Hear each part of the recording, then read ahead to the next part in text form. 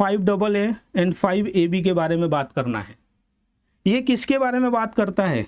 तो renting of immovable property की ही बात करता है। ठीक है, तो यहाँ पे क्या बोला जा रहा है? Renting of residential dwellings.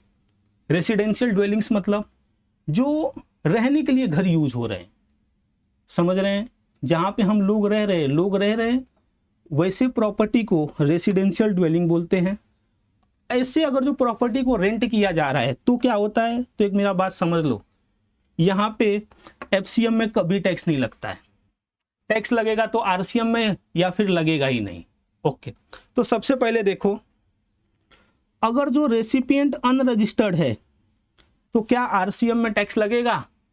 नहीं लगेगा। इसीलिए देखो जीएसटी नॉट एप्लीकेबल। सप्लायर कोई भी रहे, रजिस्टर्ड रहे अनरजिस्टर्ड रहे, आपको नहीं देखना है। आपको क्या देखना है? रेसिपिएंट रजिस्टर्ड है क्या या नहीं है। अगर जो नहीं है तो जीएसटी ही नहीं लगेगा रेसिडेंशियल ड्वेलिंग पे, जो रेंट रहेगा उस पे।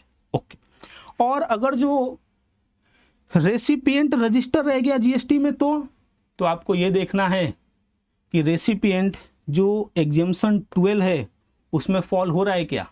ओके, और एग्जेम्पशन 12 में वो फॉल हो रहा है, देन इन दैट केस तभी भी जीएसटी नहीं लगेगा, और जीएसटी नहीं लगेगा तो आरसीएम एफसीएम की बात ही नहीं होगी। ओके, अगर जो एग्जेम्पशन में फॉल नहीं हो रहा है तो टैक्स लगेगा, और टैक्स हमेशा आरसीएम में लगेगा। तो यहाँ से क्या ऑब्जर्वेशन निकला? तो रेसिडेंशियल ड्वेलिंग के रेंट पे तभी जीएसटी लगेगा जब ये रेसिपिएंट रजिस्टर्ड होगा जीएसटी में और उसको एग्जेम्पशन अंडर 12 नहीं मिलेगा, एंट्री नंबर 12। ओके, तो उसको, और जो टैक्स लगेगा वो आरसीएम में लगेगा।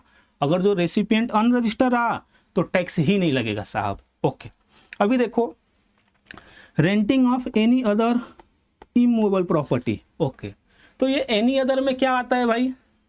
फैक्ट्री हो गया, ऑफिस बिल्डिंग हो गया। ओके, मतलब कमर्शियल की अभी हम बात कर रहे हैं, कमर्शियल प्रॉपर्टी की बात कर रहे हैं। तो यहाँ पे क्या बोला जा रहा है कि supplier any unregistered person, recipient कौन है? रजिस्टर्ड पर्सन है, तो आरसीएम में लग जाएगा। आगे, अगर जो सप्लायर एनी रजिस्टर्ड पर्सन और रेसिपिएंट एनी अनरजिस्टर्ड पर्सन, ठीक है, तो एफसीएम में लग जाएगा। कहने का मतलब क्या है? सप्लायर रजिस्टर्ड है, सप्लायर को पकड़ो एफसीएम में टैक्स लो। सप्लायर नहीं रजिस्टर्ड है, रेसिपिएंट को पकड़ो आरसीएम में टैक्स लो। ओके, और तीसरा सिचुएशन ऐसा हुआ तो सप्लायर अनरजिस्टर, रेसिपिएंट अनरजिस्टर, तो वहाँ पे एग्जेम्पशन है। समझ रहे हो? तो यहाँ पे मेरा जो रेंटिंग ऑफ इमूवेबल वाला था ये भी खत्म हुआ। क्या आपको समझा?